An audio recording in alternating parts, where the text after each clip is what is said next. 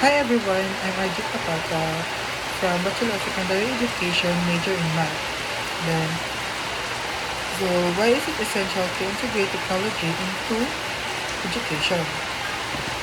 So technology is essential in education because it enhances teaching and learning experiences.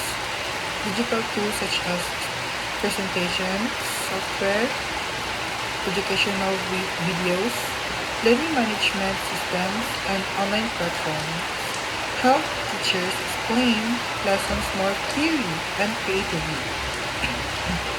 For student, technology increases engagement and allows flexible learning anytime and anywhere.